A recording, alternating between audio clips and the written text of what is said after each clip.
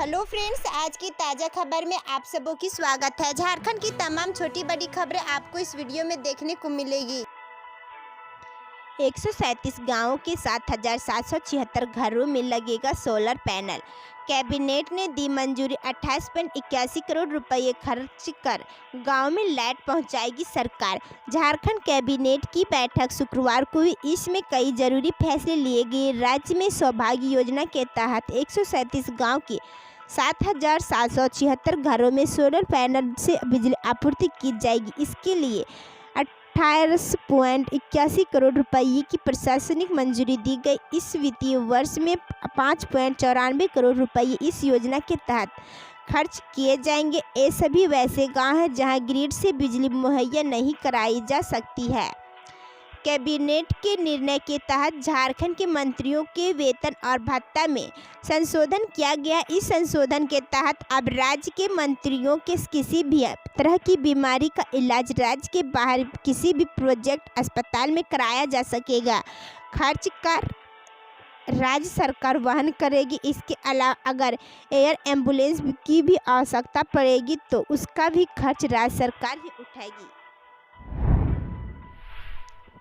JUVNL के MD के वेतन पर लगी रोक। आदेश के पालन नहीं करने पर झारखंड हाईकोर्ट ने सुनाया फैसला। 4 साल पुराना है मामला। झारखंड हाईकोर्ट ने झारखंड ऊर्जा वितरण निगम लिमिटेड के MD के वेतन पर रोक लगा दी है। कोर्ट के आदेश का अनुपालन नहीं करने पर यह आदेश सुनाया गया है। शुक्रवार को जस्टिस SC मिश्र की अदालत में विभाग की प्रमोशन के मामले में दाखिल अवमानना मामले में सुनवाई हुई। इस दौरान अदालत ने कहा कि जब तक हाईकोर्ट के आदेश का अनुपालन नहीं किया जाता तब तक उसके वेतन पर रोक रहेगी। यह मामला 4 साल पुराना है जिसे अभी तक लागू नहीं किया गया है। झारखंड के 9 IPS का तबादला। सुमन गुप्ता रेल IG, पंकज कंबोज रांची के DIG। झारखंड के 9 IPS का तबादला कर दिया गया है। आलोक मलिका को DMG मुख्यालय बनाया गया है। उन्हें ADG अभियान का भी अतिरिक्त प्रभार दिया गया है। पंकज कंबोज रांची के DIG बनाए गए हैं। नवीन कुमार सिंह को संचार एवं तकनीकी सेवाएं के अपर पुलिस महानिदेशक बनाया गया है। सुमन गुप्ता को फिर से IG रेल की जिम्मेदारी मिली है। राज्य सरकार ने झारखंड को 9 IPS अधिकारियों का तबादला कर दिया है। इस संबंध अधिसूचना शुक्रवार को रात्र जारी कर दी गई है।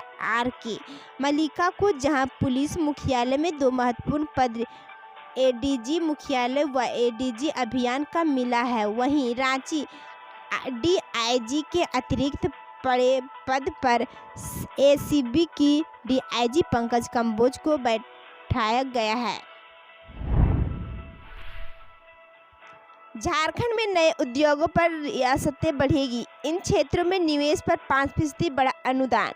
झारखंड में नया उद्योग लगाने पर राज्य सरकार प्लांट या मशीनरी में हुए खर्च का 25% अपने खजाने से भुगतान करेगी। प्रदेश के नए उद्योग एवं निवेश संवर्धन नीति के तहत इसका प्रावधान किया गया है, जो 2016 की उद्योग नीति से 5% अधिक है। पिछली उद्योग नीति में पूंजीगत अनुदान केवल 20% देने का प्रावधान था।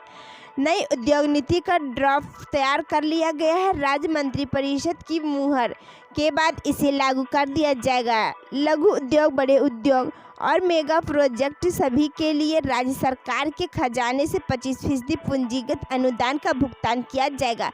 हालांकि इसके भुगतान की उस सीमा तीनों तरह के उद्योगों के लिए अलग अलग है। तीनों श्रेणी के उद्योगों में महिला, दलित और आदिवासी उद्योगपतियों के अतिरिक्त 5% अनुदान की राशि का भुगतान राज्य सरकार के खाते से होगा। इन श्रेणी में उद्योगपतियों को कुल 30% पूंजीगत अनुदान मिलेगा।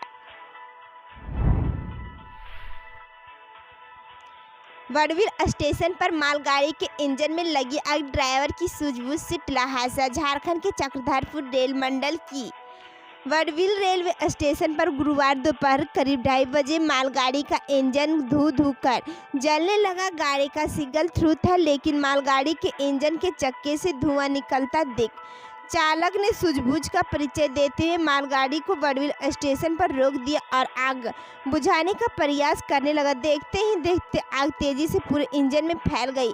सूचना मिलते ही इस वडविल से फायर ब्रिगेड की टीम मौके पर पहुंची और आग पर काबू पाया। जानकारी के मुताबिक गुरुवार को दिन के करीब 2:30 बजे बड़ा जामदा से खाली मालगाड़ी लोहा पत्थर लोड करने के लिए बोलानी रेलवे साइडिंग जा रही थी। मालगाड़ी में 2 इंजन लगे हुए थे। वडविल स्टेशन पर मालगाड़ी को थ्रू सिग्नल दिया गया था। कोरोना काल में कोयले की गुणवत्ता में सुधार जाने कोल इंडिया को मिला कितने करोड़ का बोनस। कोरोना काल में कोयले की गुणवत्ता में सुधार हुई है। बिजली कंपनियों और विभिन्न राज्य सरकारों की ओर से कोयले की गुणवत्ता में कई मौके पर शिकायत की गई थी। मामले में कोल इंडिया की एक रिपोर्ट के आधार पर वरिष्ठ अधिकारी ने कहा कि कोल इंडिया द्वारा आपूर्ति की गई कोयले की चालू वित्त वर्ष की तीसरी तिमाही के दौरान ग्रेड स्वीपेज घटकर 34% रह गया है। पिछले वित्तीय वर्ष में इसी अवधि में 41% था। मालूम हो कि ग्रेड स्वीपेज प्रस्तावित कोयला ग्रेड की आपूर्ति की गई वास्तविक ग्रेड के बीच में क्या अंतर है। कोल इंडिया सूत्रों का कहना है कि बेहतर गुणवत्ता वाले कोयले की आपूर्ति का साक्ष्य थर्ड पार्टी स्पेलिंग की रिपोर्ट है। मालूम हो कि कोयले की थर्ड पार्टी सैंपलिंग का प्रावधान कोयले की गुणवत्ता में लगाकर शिकायत के बाद ही हुई। यूपी पंचायत चुनाव की आरक्षण प्रक्रिया पर इलाहाबाद हाईकोर्ट ने लगाई रोक। यूपी पंचायत चुनाव की आरक्षण प्रक्रिया पर इलाहाबाद हाईकोर्ट की लखनऊ बेंच ने रोक लगा दी है। कोर्ट ने आरक्षण और आवंटन कार्रवाई रोकने को कहा है। इस पर सोमवार को राज्य सरकार जवाब दाखिल करेगी। अपर मुख्य सचिव मनोज सिंह ने सभी डीएम को इस संबंध में पत्र जारी किया है। अजय कुमार की पीआईएल में आरक्षण की नियमावली को चुनौती दी गई थी। पीआईएल में फरवरी महीने में जारी किए गए शासन देश को चुनौती दी गई है। सीटों का आरक्षण 2015 में हुए पिछले चुनाव के आधार पर किए जाने की मांग की गई है। पीआईएल में 1995 से आगे के चुनावों को आधार बनाए जाने को गलत बताया गया है। बता दें कि इस बार रोटेशन के आधार पर आरक्षण किया गया।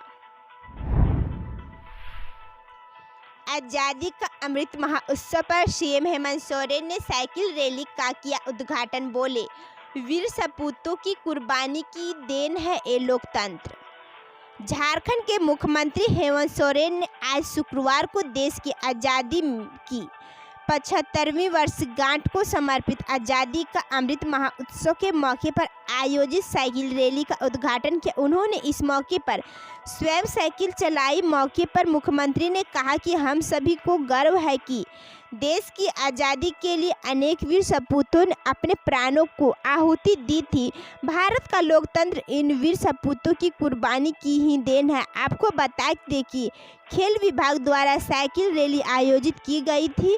झारखंड के मुख्यमंत्री हेमंत सोरेन ने कहा कि देश के लोकतंत्र को स्थापित करने में राष्ट्रपति महात्मा गांधी, सुभाष चंद्र बोस, भगत सिंह, लाल बहादुर शास्त्री, सरदार वल्लभ भाई पटेल, संविधान निर्माता डॉक्टर भीमराव अंबेडकर, भगवान बिरसा मुंडा, सिंधु कान्हू, वीर बुद्धू भगत सहित कई वीर सपूतों ने अहम भूमिका निभाई थी।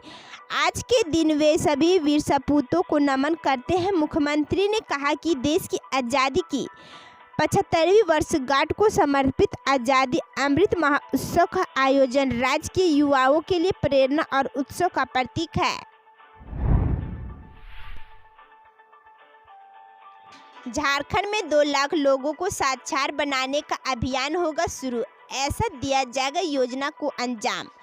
राज्य के 2 लाख निरक्षर लोगों को इस वर्ष साक्षर बनाया जाएगा। इसके लिए पढ़ना लिखना अभियान 31 मार्च से पहले शुरू किया जाएगा। स्कूली शिक्षा व साक्षरता विभाग ने इसकी तैयारी पूरी कर ली है। अभियान को शुरू करने को लेकर शुक्रवार को जिला शिक्षा अधीक्षक के साथ वीडियो कॉन्फ्रेंसिंग होगी। इसके बाद अभियान शुरू करने की तिथि घोषित की जाएगी। अभियान शुरू करने को लेकर सरकार ने राशि आवंटित कर दी है। कुल 1.88 करोड़ रुपये आवंटित किए गए हैं। प्राथमिक शिक्षा निदेशालय द्वारा सभी जिला शिक्षा अधीक्षक को पत्र भी भेजा गया है। निदेशालय द्वारा जिलों को भेजे पत्र में कहा गया है कि अभियान के तहत 15 वर्ष से अधिक उम्र के निरक्षर लोगों को साक्षर बनाया जाए। अभियान को लेकर जिला साक्षरता मिशन प्राधिकार, प्रखंड साक्षरता मिशन प्राधिकार व शहरी साक्षरता मिशन समिति के गठन की प्रक्रिया जल्द पूरी करने को कहा गया। मालूम हो कि वर्तमान में राज्य में 40 लाख लोग निरक्षर हैं। वीडियो में बस इतना ही। वीडियो को देखने के लिए धन्यवाद।